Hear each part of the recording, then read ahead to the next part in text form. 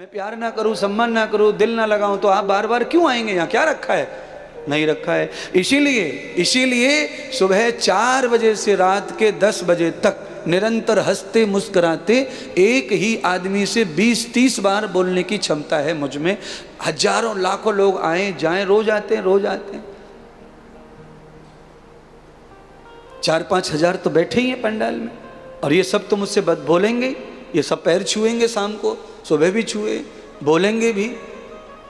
एक बार में एक नहीं बोलता, एक बार में बेटी का बोलते हैं, फिर शाम को फिर बेटे का। अच्छा, इनका हल हो गया समाधान। फिर समझ में आया कि तो समाधान दे दिया गुरुजी ने। फिर वो मौसी का पूछते, दिल्ली वाली मौसी का, और बता दो। अब बताओ, अब मैं जानू न तानू मौसी को कि मौसी कहाँ रहे है? जिनको मैं जानता हूं उनका ही पूछो, दिल्ली वाली का मत पूछो। बताओ, कमाल की बात। जिनको देखा न समझा, कैसे बताएं? बताओ कैसे करें महाराज? बड़ा मुश्किल है। अच्छा, कोई मरीज का घरवाला जाए और डॉक्टर से कहे महाराज हमारी बीवी के यहाँ दुख रहा है, यहाँ। अब डॉक्टर कैसे समझे यहाँ दुख रहा है तो क्या हुआ है? तो जर्नल टैबलेट है, पेन किलर, दर्द की गोली है, वो ले जाओ। वो कहीं भी दुख रहा हो खा लो, डॉक्टर वही कर देता है। अब मरीज आवे, डॉक्टर डायग्नोस करे, उसको देखे, क्लियर करे तो दवा परफेक्ट होगी। और अंदाज की है तो भाई अंदाज में आशीर्वाद क्या देवें वही समझ में नहीं आता। मौसी का क्या प्रॉब्लम है वो पहले समझे तो सही।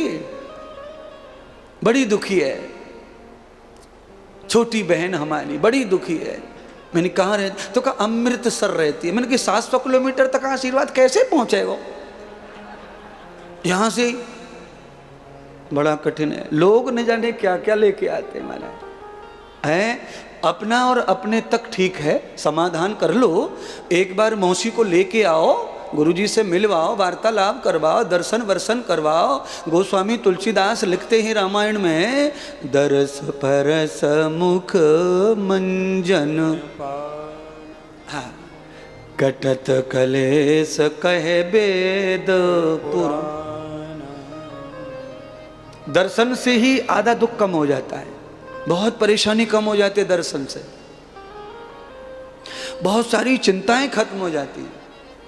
अच्छा, कई लोग तो मेरे सामने आ जाते हैं तो वो ये कहते हैं महाराज हम घर से आए तो इतना सोच के आए कि ये पूछेंगे वो पूछेंगे, ये बतराएंगे वो बतराएंगे, और आपको देखो गुरुदेव तो कछु ना समझ में आ रहा हो कि का तो पूछे कहाँ करें, सब खत्म है, अब जरूरत ही ना लग रही कछु, सुखी सुख दिख रहो सबरे संसार में है। आप सुनो ना, अंधेरा तब तक ही लगता है जब तक सूरज की किरण धरती पर पड़ती नहीं है। तो दुख भी तब तक ही रहते हैं जब तक गुरु महाराज के नेत्र दृष्टि नहीं पड़ती है। जैसे ही दृष्टि पड़ी दुख भी रहते नहीं है महाराज,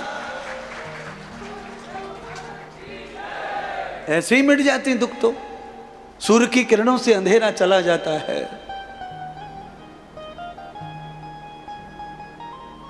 हवा के झोंकों से गर्मी चली जाती है। हवा कब तक, गर्मी कब तक? जब तक हवा नहीं तब तक। हवा जब चलने लग जाती है तो गर्मी रहती है पर एहसास रहता नहीं है। चमड़ी क्योंकि ज्ञान इंद्रिय है ना, ये तत्काल बता देती है कि गर्मी खत्म, मैं स्वस्थ हूं। बेसिक शिक्षा, गुरुकुलीय शिक्षा, 5 वर्ष की आयु में अगर कोई बच्चा गुरु की चरणों में चला जाए परमानेंट, और मम्मी पापा 10 साल तक ना मिलें उससे, तो वो राम लक्ष्मण भरत ही बन के घर लौटेगा। फिर दुनिया उसे बर्बाद नहीं कर सकती है। अच्छा, राम जी को सूपनका मिली कि नहीं मिली? सुंदरी, रावण की बहन, इतने बड़े भैया सोने के घरवारी, इतनी सुंदर लेडीज मिली। ऑफर दिया कि मैंने पति मान लिया तुमको राम। बताओ, सोच के आइए, पति मान के बोलिए।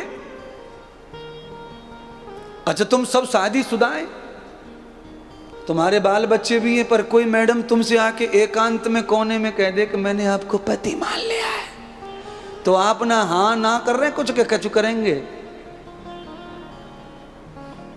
ठीक है, आशीर्वाद। राम जी ने शूर्पणखा को कहा, देवी आप हैं तो बहुत सुंदरी और हैं भी बड़े खानदान की, ऊंचा नाम है, ब्राह्मण कुल की है, मैं क्षत्रिय कुल का हूं, पर बस वही है कि गुरुजी ने ऐसा ज्ञान हमें दिया, ऐसा ज्ञान नहीं दिया है। हम विवाहित हो गए हैं, आवर्तो न विभतो कृतम, हमने तो गुरु किया है। और गुरु एक कंठी एक तो गृहस्थ भी एक, अनेक नहीं। राम जी ने शूर्पणखा को टरका दिया, उसके बाद में केवल शूर्पणखा नहीं, राम जी को और भी, राम जी जैसे पढ़े लिख के आए, विश्वामित्र जी के यज्ञ में गए तो यज्ञ में भी कोई कम नहीं रहती सुंदरियां, वहां पर भी बहुत तरह में पूजा पाठ में, तो वहां ताड़का नाम की स्त्री आ गई राम जी के सामने है। राम जी ने कहा कि यहां काम ही ना चलेगा, न तो शकल न सूरत और पति बता रही है, कम से कम लेवल तो हो, शकल सूरत तो ठीक ठाक हो, दांत बाहर निकल रहे, नाक टेढ़ी सी, अरे भौंदड़ी सी, और कह रही है मुझे बड़े पसंद आए आप राम जी। राम जी ने कहा एक ही बाण प्राण हरे, राम जी ने एक ही बाण मार के ताड़का को शरीर से समाप्त कर दिया। तो राम जी कहते हैं जहां जैसा उपाय हो वैसा उपाय करके माया को समाप्त करना चाहिए। किसी को प्यार से पुचकार के समाप्त करो, किसी को प्यार दे के समाप्त करो, किसी को थप्पड़ मार के समझाओ, किसी में घुसेड़ी दो चाकू, है जो जैसे माने वैसे ही उसे समझा देना चाहिए, जैसे चाहे वैसे समझा।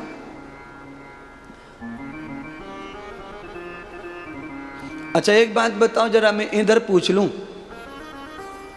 गोल्डन कार्ड वालों जरा तुम बताओ, बुजुर्ग हैं, बड़ा अनुभव है। अच्छा काले सांप पे अचानक पैर रख जाए और वो गुस्सा है जाए तब क्या करना चाहिए अपने को? यूं यूं करना चाहिए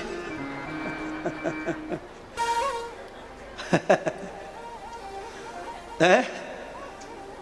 अच्छा ये मैं नागिन तू सपेरा की धुन बजे तो कुछ लोग रूमाल को ही बीन बजा लेते हैं, रूमाल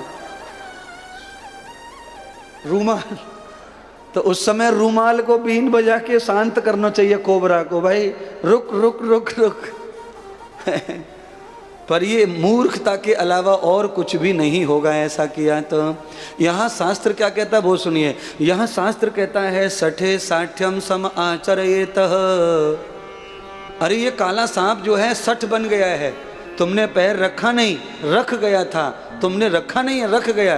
पर ये सांप ऐसा नहीं मानता है, ये ऐसा मानता है कि तुम मारना चाहते हो, तो अपने प्राण बचाने के लिए वो तुम्हारे ऊपर प्रहार करे बगैर मानने वाला नहीं है। और चांडाल को, राक्षस को प्रहार करने से पहले ही जो खत्म कर देते हैं वही वीर कहलाते हैं, वही योद्धा कहलाते हैं, वही जितेंद्रिय कहलाते हैं।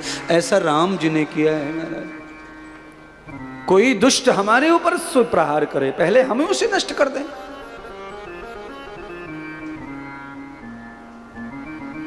दुष्ट के साथ में इस तरह का बर्ताव करना चाहिए। राम जी राम कथा से समझा रहे हैं। रामायण में, राम कथा में विश्वामित्र जी ने यज्ञ किया, राम लक्ष्मण गए रक्षा करने तो धनुष और बाण से ही रक्षा की यज्ञ के। यदामस्त्रो कृतम भूयः, धार्मिक कामों में, कथा भागवत यज्ञ में भी रोड़ा अटकाते हैं अड़ोसी पड़ोसी। बहुत सारे दुर्जन लोग होते हैं, बिना उदम करे नहीं मानते वो। और ऐसे लोगों को पहले पुचकार के प्यार से समझाओ, न माने तो फिर हथियार से ही समझाओ, है उसका परिणाम जो भी हो। पर यज्ञ की रक्षा, धर्म की रक्षा के लिए पहले तो समाप्त करना चाहिए दुश्मन को। जो भी होगा कानून देखेंगे, भोगेंगे, पर पहले दुश्मन को समाप्त करो तो ही यज्ञ होगा। नहीं तो यज्ञ धर्म कर्तम न भूताम दर्शिताम याप आवृत्ते है।